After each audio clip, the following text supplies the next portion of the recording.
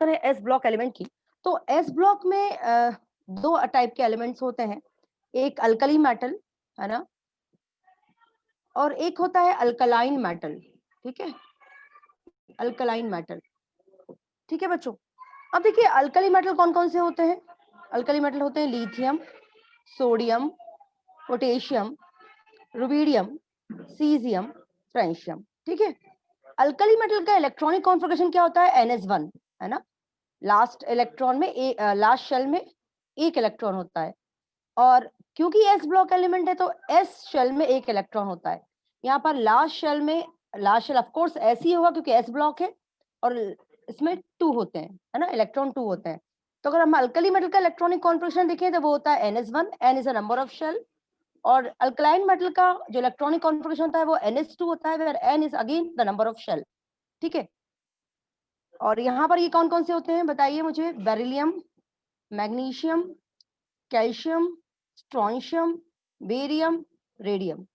तो अगर मैं इलेक्ट्रॉनिक कॉन्फ़िगरेशन की बात करूं बच्चों, तो आप नोबल गैस कॉन्फ़िगरेशन सबको आता है, helium, neon, argon, krypton, xenon और फ्रेंशियम का रेडॉन है ना। आपको ये पता होना चाहिए कि फ्रेंशियम जो है वो रेडियो एक्टिव एलिमेंट है। ठीक है, हीलियम के बाद देखिए क्या होगा कॉन्फ़िगरेशन, 2s1, यहाँ पर 3s1, 4s1, 5s1, 6s1 और ये 7s1। उसी तरह से यहाँ पर क्या हो जाएगा, यहाँ पर भी अपन नोबल गैस कॉन्फ़िगरेशन ही करेंगे बच्चों, है ना। आ जाइए देखिए, या आगे से ले लीजिए अभी तो, है ना बच्चों, helium, neon, argon, krypton, xenon, radon.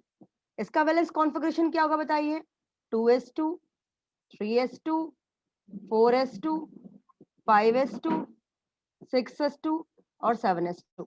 आप सबने नोबल गैस कॉन्फ़िगरेशन पढ़ा है, केवल स्नेग्स ने नहीं पढ़ा, तो स्नेग्स को एक दिन मैं समझा दूंगी नोबल गैस कॉन्फ़िगरेशन कैसे करते हैं। तो चिल्ड्रन, इतना बड़ा कॉन्फ़िगरेशन लिखने से बेटर है हम नोबल गैस कॉन्फ़िगरेशन करें, है ना। तो इस तरह से हमने noble gas configuration alkali metal और अल्कलाइन मेटल का लिख लिया है। ठीक है, चलिए, तो ये होप सो आपने अपने कॉपी में लिख लिया होगा। All of you have written और have to wait. Ma'am written. 1 minute. हाँ बेटा, हाँ।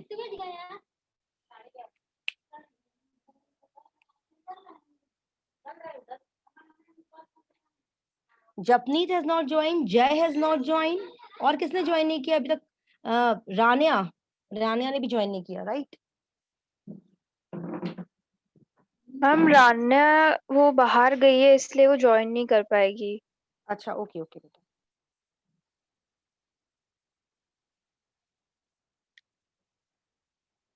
चलिए मैम जल्दी फटा, हाँ रिटर्न मैं रब कर रही, चलिए, है ना। तो नेक्स्ट अब हम सबसे पहले हम पढ़ रहे हैं अल्कली मेटल के बारे में, और जब अल्कली मेटल पूरा कंप्लीट हो जाएगा तो फिर हम आएंगे अल्कलाइन मेटल के बारे में। तो let us start about the alkali metal children. तो अल्कली मेटल के बारे में हम पढ़ाई करते हैं। तो अल्कली मेटल्स जैसे मैंने अभी बताया, lithium, sodium, potassium, rubidium, caesium, francium, है ना। एक बार इसको रफ में याद रख लेते हैं, lithium, sodium, potassium, rubidium, caesium और फ्रेंशियम, है ना। तो बच्चों, अगर मैं अल्कली मेटल के साइज की बात, एटॉमिक रेडियाई की बात करूं, तो आप सब जानते हो कि जब हम ग्रुप में ऊपर से नीचे जाते हैं तो शेल बढ़ता है, नंबर ऑफ शेल बढ़ते हैं ना। जैसे यहाँ 1 शेल, 2 शेल, 3 शेल, 4 शेल, तो नंबर ऑफ शेल बढ़ने से एटॉमिक साइज जो है वो ऊपर से नीचे में बढ़ता है। और वैसे भी देखा जाए तो अल्कली मेटल का रेडियाई जो है वो सबसे लार्जेस्ट होता है ना। They are having largest radii, क्यों, क्योंकि ये बिल्कुल left hand side of the periodic table में प्रेजेंट है, they are present in the left hand side of the periodic table. और ऊपर से जब हम नीचे जा रहे हैं बच्चों, तो रेडियाई बढ़ता जा रहा है क्योंकि नंबर ऑफ शेल बढ़ते जा रहे हैं, है ना। Because of increase in number of shell radii बढ़ता जा रहा है। और एक दूसरा रीजन भी है, वो है स्क्रीनिंग इफेक्ट। आपको सबको मैंने बताया था स्क्रीनिंग इफेक्ट क्या होता है। स्क्रीनिंग इफेक्ट मतलब कि बीच वाले इलेक्ट्रॉन का स्क्रीन का काम करना, स्क्रीन मतलब पर्दे का काम करना।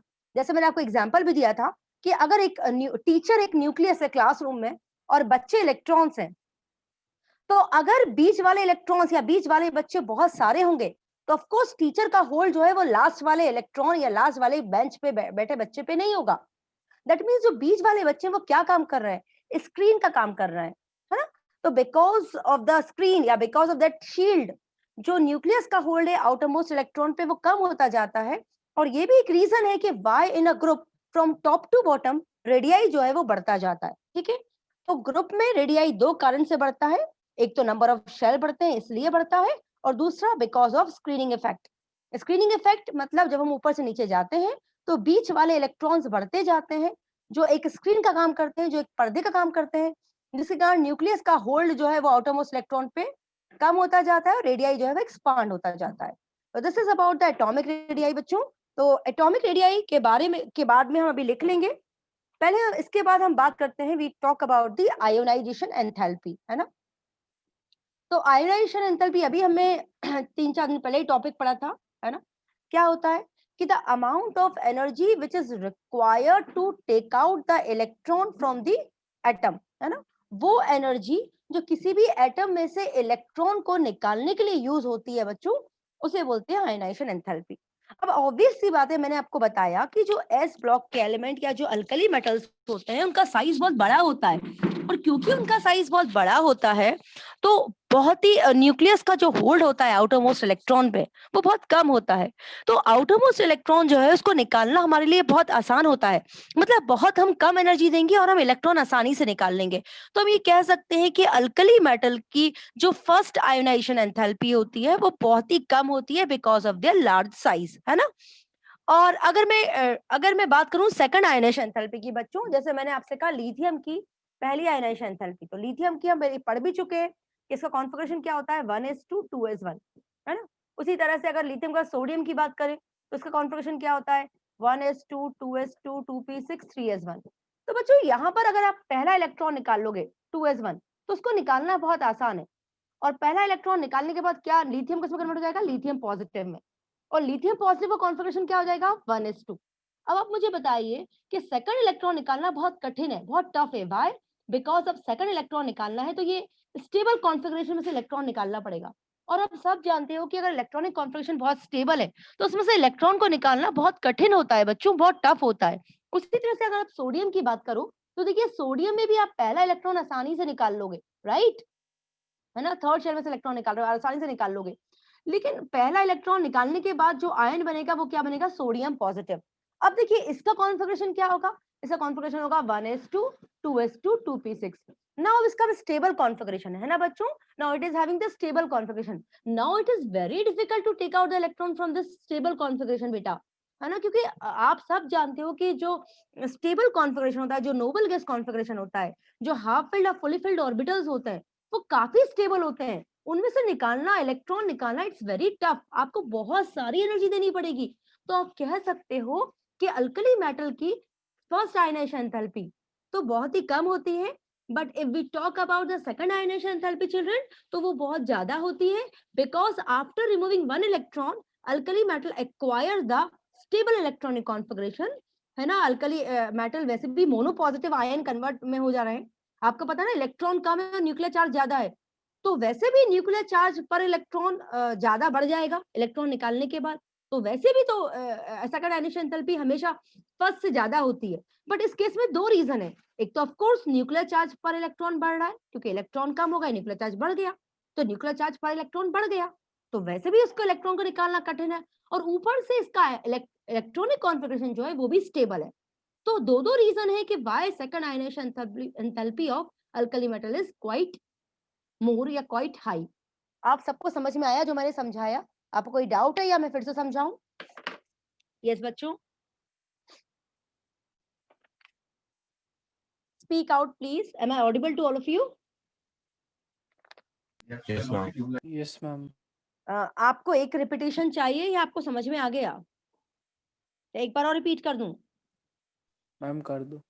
हाँ, देखो बेटा, तो अगर हम बात करें आयोनाइजेशन एंथैल्पी की, तो आयोनाइजेशन एंथैल्पी मतलब the energy required to remove the electron. तो बच्चों अल्कली मेटल का हमने अभी बताया कि साइज बहुत बड़ा होता है, तो ऑब्वियस सी बात है अगर साइज बड़ा होगा तो इलेक्ट्रॉन को हम आसानी से निकाल सकते हैं, है ना। तो अल्कली मेटल की जो फर्स्ट आयनाइजेशन एंथैल्पी होती है वो बहुत कम होती है क्योंकि उनका साइज बहुत बड़ा होता है, और जब हम ऊपर से नीचे जाते हैं तो साइज और बढ़ता जाता है। तो हम ये भी कह सकते हैं ना कि जब हम अल्कली मेटल में ग्रुप में ऊपर से नीचे जा रहे हैं तो क्योंकि साइज बढ़ रहा है तो उनकी आयनाइजेशन एंथैल्पी कम होती जा रही है, ठीक है। लेकिन बच्चों अगर हम सेकंड आयनाइजेशन एंथैल्पी की बात करें, if we talk about the second ionisation enthalpy of alkali metal, तो बच्चों सेकंड आयनाइजेशन एंथैल्पी मतलब पहला इलेक्ट्रॉन जब आप निकालोगे तब जो एनर्जी लगेगी उसे आप बोलोगे फर्स्ट आयनाइजेशन एंथैल्पी। तो पहला इलेक्ट्रॉन आप किस में से निकालोगे? इसमें से। इसमें से पहला इलेक्ट्रॉन निकालना बहुत आसान है बच्चों, क्यों? क्योंकि साइज बड़ा है ना, तो आप आसानी से इलेक्ट्रॉन निकाल लोगे, तो बहुत कम एनर्जी होगी लगेगी आपको फर्स्ट आयनाइजेशन एंथैल्पी। लेकिन पहला इलेक्ट्रॉन निकलने के बाद जब आप दूसरा इलेक्ट्रॉन निकालोगे तो दूसरा इलेक्ट्रॉन किस में से निकालोगे? लिथियम पॉजिटिव में से या सोडियम पॉजिटिव में से। अब आप देखो लिथियम पॉजिटिव का इलेक्ट्रॉनिक कॉन्फ़िगरेशन क्या है? 1s2। उसी तरह से सोडियम पॉजिटिव का इलेक्ट्रॉनिक कॉन्फ़िगरेशन अब क्या हो गया आफ्टर रिमूविंग दिस इलेक्ट्रॉन? दोनों में देखो स्टेबिलिटी है, कॉन्फ़िगरेशन दोनों का कॉन्फ़िगरेशन स्टेबल है। और आप जानते हो कि अगर इलेक्ट्रॉनिक कॉन्फ़िगरेशन स्टेबल होता है, देखो यहाँ पर S पूरा फिल्ड है, यहाँ पर P पूरा फिल्ड है, तो फुली फिल्ड और हाफ फिल्ड कॉन्फ़िगरेशन अगर होता है तो उसमें से इलेक्ट्रॉन निकालना बहुत टफ होता है। तो यही रीजन है बच्चों कि सेकंड आयनाइजेशन एंथैल्पी जो है अल्कली मेटल की, वो फर्स्ट आयनाइजेशन एंथैल्पी से बहुत ज्यादा होती है। Is it okay? और एक और रीजन मैंने आपको ये भी बताया ना कि देखो हमेशा याद रखो कि अगर सेकंड आयनाइजेशन एंथैल्पी हमेशा फर्स्ट से ज्यादा होगी या थर्ड आयनाइजेशन एंथैल्पी सेकंड से ज्यादा होगी, उसका रीजन मैं आपको पहले भी बता चुकी हूँ ना कि जब आप इलेक्ट्रॉन निकाल लेते हो तो वो आयन में कन्वर्ट हो जाता है ना, कैटायन में कन्वर्ट हो जाता है। और सब जानते हो कि कैटायन का जो आयनाइजेशन एंथैल्पी है वो अपने पेरेंट एटम से हमेशा ज्यादा होती है। क्यों? कैटायन मतलब इलेक्ट्रॉन कम, है ना, और न्यूक्लियर चार्ज तो उतना की उतना ही है। भाई देखो इलेक्ट्रॉन यहाँ पर कितने थे? यहाँ पर 3 इलेक्ट्रॉन थे, है ना, और न्यूक्लियर चार्ज कितना था? 3। अब लिथियम पॉजिटिव में देखो इलेक्ट्रॉन कितने? 2, लेकिन न्यूक्लियर चार्ज कितना है? 3। तो यहाँ पर 3 न्यूक्लियर चार्ज या 3 पॉजिटिव चार्ज 3 इलेक्ट्रॉन को होल्ड करे थे। यहाँ पर अब 3 पॉजिटिव चार्ज 2 इलेक्ट्रॉन को होल्ड करें, तो ऑब्वियस सी बात है कि न्यूक्लियर चार्ज पर इलेक्ट्रॉन बढ़ गया। तो जब फोर्स ऑफ अट्रैक्शन ज्यादा पड़ जाएगा, इलेक्ट्रॉन ज्यादा टाइटली बाउंड हो जाएंगे न्यूक्लियस से, तो डेफिनेटली बच्चों उस इलेक्ट्रॉन को निकालने में हमें बहुत ज्यादा एनर्जी देनी पड़ेगी। तो वैसे भी हमेशा सेकंड आयनाइजेशन एंथैल्पी जो है वो फर्स्ट आयनाइजेशन एंथैल्पी से ज्यादा ही होती है। लेकिन यहाँ पर रीजन एक और भी है कि फर्स्ट इलेक्ट्रॉन निकालने के बाद अल्कली मेटल का जो कॉन्फ़िगरेशन है वो कैसा हो गया? स्टेबल हो गया। तो ये एक और रीजन हमें मिल गया कि क्यों second ionisation enthalpy alkali metal की फर्स्ट से ज्यादा होती है। Now is it clear? Yes, ma'am. Adrika, हाँ आद्रिका, बात करते हैं नेक्स्ट प्रॉपर्टी की बच्चों, that is the physical state, है ना। So if we talk about the physical state, तो आप सब पढ़ते आ रहे हो कि सोडियम एंड पोटेशियम जो होते हैं, जो अल्कली मेटल होते हैं, वो इतने ज्यादा सॉफ्ट होते हैं, इतने ज्यादा सॉफ्ट होते हैं कि they can be cut with knife, है ना। ये आपने 6-7 क्लास में भी पढ़ा होगा, साइंस की बुक में आपने 10th में भी पढ़ा होगा। तो ऐसा क्या होता है अल्कली मेटल में कि जो नाइफ से वो कट जाते हैं? इतने सॉफ्ट वो क्यों होते हैं? तो बच्चों एक बात ध्यान रखना, कोई भी मेटल, अब आपने देखा होगा कि आयरन जो है वो भी एक मेटल है और सोडियम है वो भी एक मेटल है। तो अगर आप सोडियम को नाइफ से काटोगे तो सोडियम आसानी से कट जाएगा, लेकिन जब आप आयरन को नाइफ से काटोगे तो चाकू टूट जाएगा, है ना बच्चों। तो ऐसा क्यों क्यों डिफरेंस है इतना ज्यादा? दोनों ही तो मेटल है, पर ऐसा क्योंकि सोडियम इतना सॉफ्ट है और आयरन इतना हार्ड है? उसका रीजन क्या है बच्चों? उसका रीजन है बॉन्डिंग। देखो एक्चुअली होता क्या है कि सोडियम में जो मेटालिक बॉन्डिंग होती है वो बहुत ज्यादा वीक होती है। उसका रीजन क्या है? देखो मैं आपको पहले भी बता चुकी हूँ मेटालिक बॉन्डिंग क्या होती है। देखो मेटालिक बॉन्ड समझो बच्चों, मेटालिक बॉन्ड क्या होता है। देखो सोडियम की अगर बात करो तो सोडियम में या पोटेशियम में, इन सब में लास्ट में इलेक्ट्रॉन कितना होता है? 1, है ना। आप सब जानते हो कि सोडियम में जो लास्ट में इलेक्ट्रॉन जो होता है वो कितना होता है? 1। इस तरह से पोटेशियम में भी लास्ट में जो इलेक्ट्रॉन होता है वो कितना होता है? 1। तो मेटालिक बॉन्डिंग क्या होती है? देखिए सारे मेटल्स अपने वैलेंस इलेक्ट्रॉन लूज कर देते हैं, है ना। जैसे बहुत सारे सोडियम मेटल हैं, है ना, सोडियम मेटल में बहुत सारे सोडियम एटम है, तो सारे सोडियम एटम ने क्या किया? एक एक इलेक्ट्रॉन लूज कर दिया, क्योंकि वैलेंस शेल का इलेक्ट्रॉन लूज करना काफी आसान है। तो रूम टेम्परेचर में इतनी एनर्जी थी कि उन्होंने अपना इलेक्ट्रॉन लूज कर दिया, ठीक है। अब ये इलेक्ट्रॉन सारे मेटल एटम के बीच में या इस कर्नल्स के बीच में, है ना, after losing the electron atom get converted into kernel, ये मैं बता चुकी हूँ आपको। तो जो फोर्स ऑफ अट्रैक्शन है इलेक्ट्रॉन का और कर्नल का बीच का, है ना, इस फोर्स को अपन बोलते हैं मेटालिक बॉन्ड। तो बच्चों अल्कली मेटल का जो मेटालिक बॉन्ड होता है ना वो बहुत ज्यादा वीक होता है। क्यों वीक होता है? देखो यहाँ पर इनके वैलेंस शेल में एक ही इलेक्ट्रॉन है, तो केवल एक इलेक्ट्रॉन के कारण ही ये बॉन्ड बन रहा है।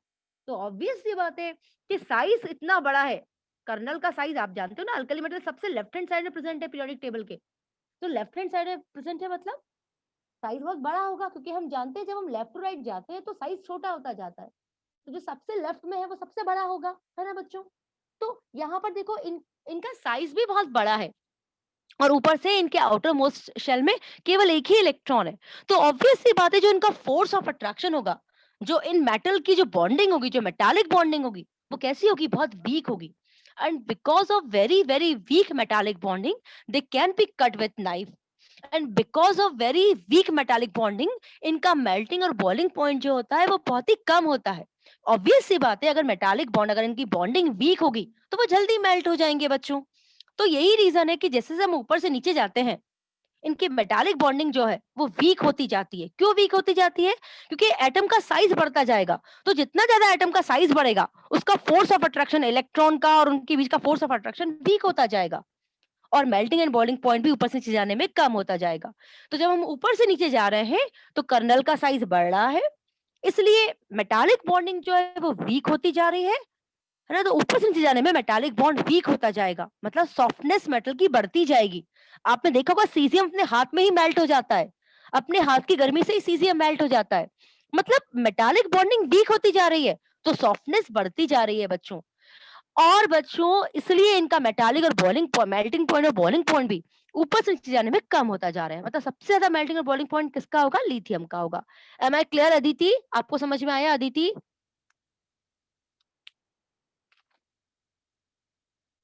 Yes ma'am. प्रवंशी समझ में आया बेटा? प्रवंशी एक बार रिपीट करूं फिर से? हाँ मैं फिर से रिपीट कर रही हूँ। बच्चों देखो कोई भी चीज हार्ड या सॉफ्ट क्या होती है, जैसे मैंने आपको बताया ना कि आयरन बहुत हार्ड होता है और ये अल्कली मेटल बहुत सॉफ्ट होते हैं। उसका रीजन है कि मेटल के बीच में जो बॉन्डिंग है वो कितनी स्ट्रांग है। अगर मेटल के बीच में बॉन्डिंग बहुत ही वीक होगी तो वो मेटल सॉफ्ट होगा बच्चों, और अगर मेटल के बीच की बॉन्डिंग, मेटालिक बॉन्डिंग जो होगी वो बहुत ज्यादा होगी तो ऑफ कोर्स वो मेटल हार्ड होगा, है ना। तो अगर मैं अल्कली मेटल की बात करूं, देखो अब जैसे अल्कली के बाद आता है अल्कलाइन मेटल, तो आपने देखा होगा अल्कलाइन मेटल में क्या होता है, उसमें वैलेंस इलेक्ट्रॉन 2 होते हैं। तो अगर आप बात करो अल्कलाइन मेटल की, दैट इज बेरिलियम, मैग्नीशियम, तो आपने देखा होगा उनके वैलेंस इलेक्ट्रॉन 2 होते हैं, है ना। तो उनके वैलेंस इलेक्ट्रॉन 2 होते हैं, प्लस लेफ्ट टू राइट जाने में साइज भी छोटा होता है, तो उनका साइज भी छोटा होता है अल्कली मेटल कंपैरेटिवली। तो अगर मैं आपको कंपेयर करवाऊं मेटालिक बॉन्ड में, तो देखिए यहाँ पर साइज बड़ा है कर्नल का, जबकि अल्कलाइन मेटल में साइज छोटा है ना, क्योंकि लेफ्ट राइट जाने में साइज छोटा होता है क्योंकि न्यूक्लियर चार्ज बढ़ता है ना। तो देखिए यहाँ पर कर्नल का साइज भी बड़ा है, ऊपर से केवल एक ही इलेक्ट्रॉन है, तो इनके जो फोर्स ऑफ अट्रैक्शन होगा, जो इनका बीच का मेटालिक बॉन्ड होगा वो वीक होगा। जबकि अगर मैं अल्कलाइन अर्थ मेटल की बात करूं बच्चों, तो देखिए कर्नल का साइज छोटा होता है ना, ये मेटल एटम का साइज छोटा है और ऊपर से इनके आउटर मोस्ट शेल में 2 इलेक्ट्रॉन है, मतलब इनका जो मेटालिक बॉन्ड है वो किस किस के बीच में, 2 इलेक्ट्रॉन और कर्नल्स के बीच में।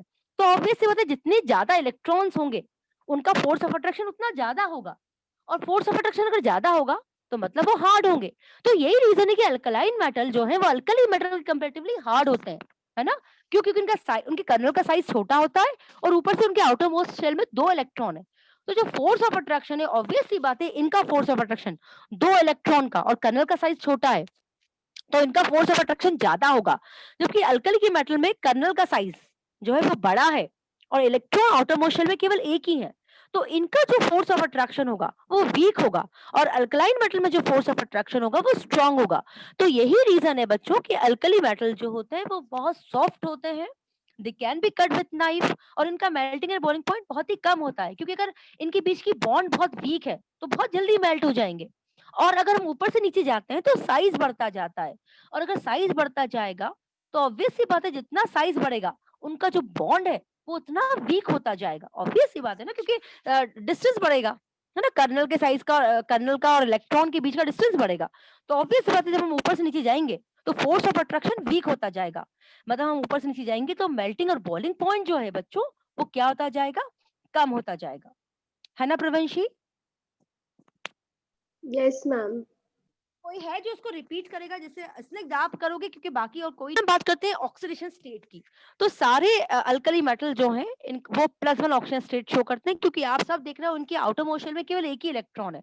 तो ये एक इलेक्ट्रॉन लूज कर देंगे तो इनके पास इनका कॉन्फ़िगरेशन स्टेबल हो जाएगा, है ना। तो ये सब एक इलेक्ट्रॉन लूज करके अपने आप को स्टेबल करना चाहते हैं। तो इनका ऑक्सीजन स्टेट कितना होता है? They all show +1 oxygen state. ये ध्यान रखना है ना, it can be asked in your MCQs कि सारे अल्कली मेटल जो है वो +1 ऑक्सीजन स्टेट शो करते हैं। इसके बाद हम बात करते हैं रिएक्टिविटी की। बच्चों अभी हमने पढ़ा कि इनका साइज बहुत बड़ा होता है, तो बहुत आसानी से ये इलेक्ट्रॉन लूज कर देते हैं, है ना। तो हम ये कह सकते हैं कि इनकी रिएक्टिविटी, ये बहुत बहुत ज्यादा रिएक्टिव होते हैं, मतलब इनको हम खुला रख ही नहीं सकते। ये हवा से रिएक्ट करेंगे और ये क्या करेंगे? एक्सप्लोड हो जाएंगे, मतलब इतनी ज्यादा रिएक्टिव होते हैं ये, इतनी ज्यादा। इसलिए आपने देखा होगा कि सोडियम पोटेशियम को ये लोग केरोसिन मेटल में स्टोर करते हैं और लिथियम को ये लोग पैराफिन वैक्स में लपेटते हैं, क्योंकि लिथियम इतना लाइट होता है, अगर उसे केरोसिन में डालेंगे तो वो ऊपर फ्लोट करेगा और हवा से रिएक्ट कर लेगा, है ना, क्योंकि वो बहुत लाइट होता है ना। तो इसलिए लिथियम को हम लोग पैराफिन वैक्स में रैप करके रखते हैं और बाकी मेटल को हम क्या करके रखते हैं? केरोसिन ऑयल में डिप करके रखते हैं, जिससे कि वो केरोसिन ऑयल क्या होता है कि इनर्ट सॉल्वेंट है जो इन मेटल को हवा के कांटेक्ट में नहीं आने देता, because these metals are very very very reactive. Am I clear children? Yes ma'am. ठीक है, चलो। तो अब हम बात करते हैं डेंसिटी की बच्चों, है ना। If I talk about density, देखिए क्लास सिर्फ 40 मिनट्स की है, बहुत ध्यान से अच्छे से पढ़ लीजिए। यस बेटा। मैम लिथियम को अक्स भाई बोलो। अक्स, मैम लिथियम को वैक्यूम में नहीं रख सकते? वैक्यूम में? वैक्यूम कैसे क्रिएट करोगे तुम? मतलब पूरी हवा निकालोगे तो भी कुछ ना कुछ हवा तो रह ही जाएगी ना बेटा, समझ रहे हो। तो ये वैक्यूम करके हवा निकालो, फिर भी थोड़ी बहुत हवा रह जाएगी, तो उससे बेटर नहीं है हम पैराफिन वैक्स में लपेट के रख दें उसको सेलर को कि समथिंग इज रॉन्ग, आगे कुछ गलत है ना अपने, तो वो शिप कहीं डूब ना जाए या शिप को कोई एक्सीडेंट ना हो जाए, उसको बचाने के लिए, मतलब केमिस्ट्री का कितना ज्यादा यूज होता है बच्चों, मैं वो आपको बता रही हूँ। तो स्निग्ध, अगर आप कैल्शियम कार्बाइड को वाटर में डालोगे, है ना, तो आपको प्योर हाइड्रोजन नहीं मिलेगी, एक्चुअली वो एसिटिलीन के फॉर्म में रहती है ना स्निग्ध? Yes ma'am. ओके डियर, यहाँ आपको समझ में आया, होल में सिग्नल समझ में आया जो मैंने समझाया आपको? आपको ये यस सब मैम। पता होना चाहिए ना कि केमिस्ट्री का कहाँ का यूज है। केमिस्ट्री का बहुत ज्यादा यूज है। इवन आपने देखा होगा जो ड्राइवर्स रात को जो ड्राइव करते हैं अल्कोहल पी के, जो ट्रक के ड्राइवर होते हैं ना बच्चों, जनरली वो लोग आप जानते हो वो सब लो उसको बिलोंग करते हैं, तो वो क्या होता है, उनको उनकी आदत होती है कि रात को वो ड्रिंक करके ड्राइव करते हैं।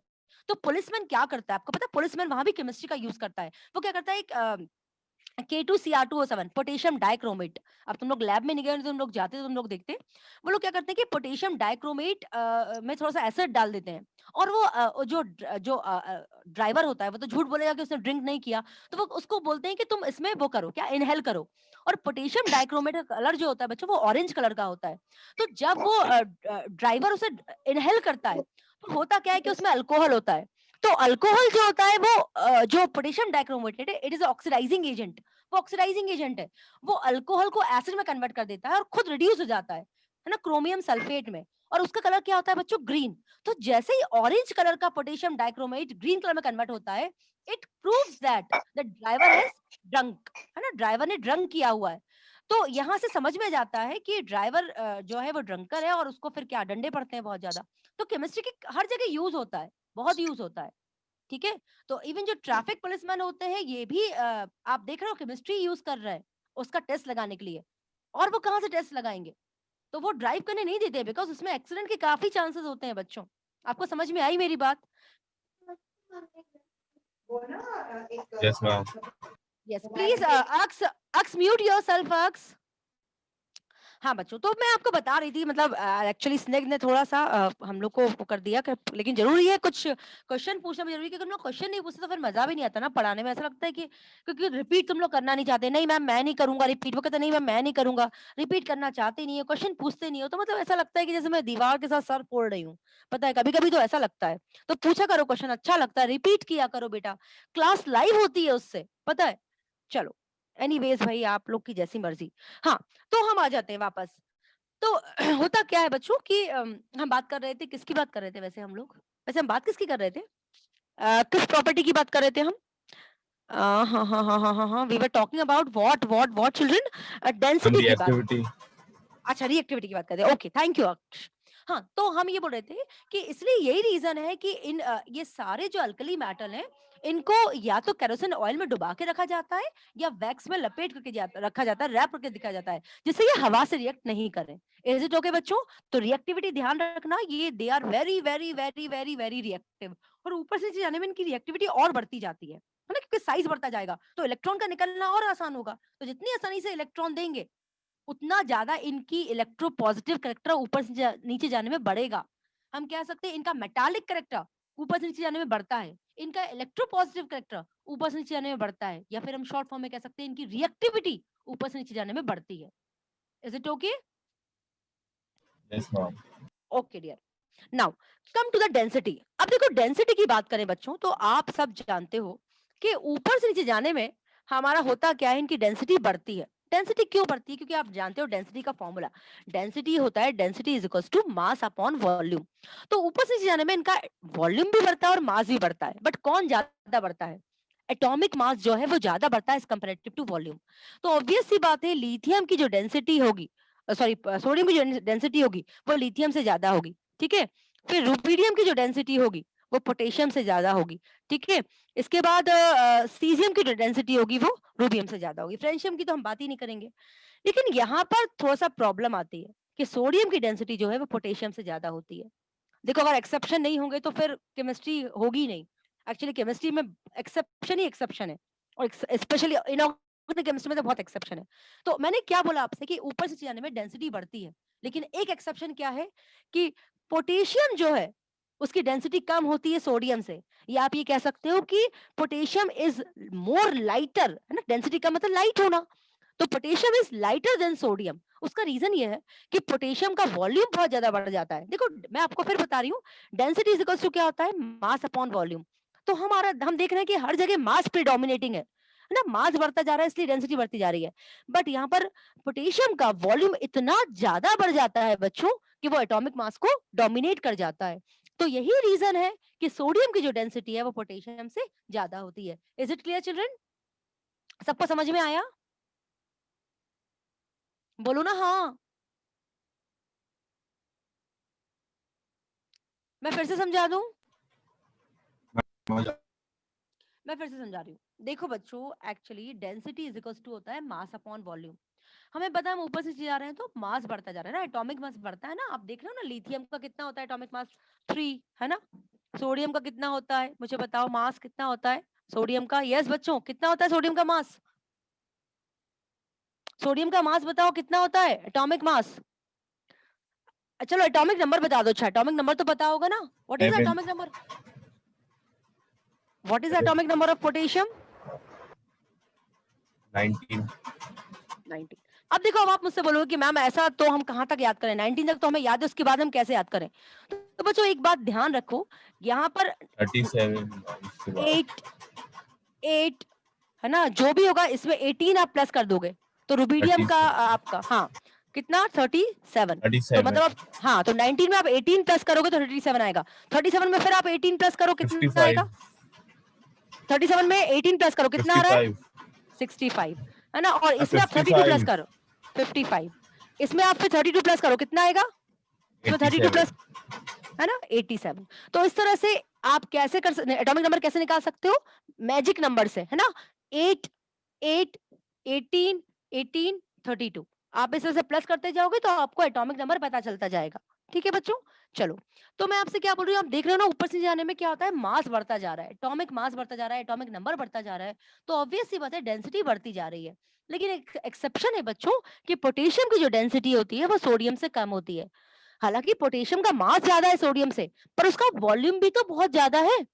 तो वॉल्यूम उसका इतना ज्यादा बढ़ जाता है, इतना ज्यादा उसका साइज बढ़ जाता है कि वो मास को भी प्रेडोमिनेट कर देता है ना। तो वॉल्यूम जो है वो इतना ज्यादा बढ़ जाएगा, तो density is equals to mass upon volume. तो जब वॉल्यूम बहुत ज्यादा बढ़ जाएगा तो डेंसिटी क्या होगी, कम हो जाएगी, because density is inversely proportional to volume. तो पोटेशियम का जो वॉल्यूम है, वो जो एटॉमिक रेडियाई है, वो बहुत बहुत बहुत ज्यादा बढ़ जाता है। और यही रीजन है कि पोटेशियम की डेंसिटी जो है वो सोडियम से कम हो जाती है। Is it okay children? Yes, ma'am. तुम लोग आज जवाब क्यों नहीं दे रहे हो? अदिति, प्रवंशी, क्या हो गया? आद्रिका अंडरेशन में मतलब अब देखो मैं फिर आपको ये बोलूंगी कि इस बार आप लैब नहीं जा पा रहे हो तो नहीं तो आपको आपकी टीचर आपको फ्लेम टेस्ट करके बताती। देखो होता क्या है बच्चों कि मेटल्स के सॉल्ट को जब हम फ्लेम में लेके जाते हैं मतलब जो जो हमारा बर्नर होता है उसके पास हम फ्लेम में उसको जलाएंगे तो होता क्या है कि मेटल के जो इलेक्ट्रॉन है। मैम हाँ ये साक्ष मैम अभी जब भी अल्कलाइन मेटल अपन ले रहे हैं तो हमेशा सीजियम तक ही क्यों ले रहे हैं? क्योंकि फ्रेंशियम रेडियोएक्टिव है। फ्रेंशियम की जो लाइफ होती है वो कितनी देर की होती है 1 या 1.5 घंटे की भी नहीं होती मुश्किल से 20-25 मिनट की होती है तो तुम उसकी प्रॉपर्टी कैसे पढ़ पाओगे?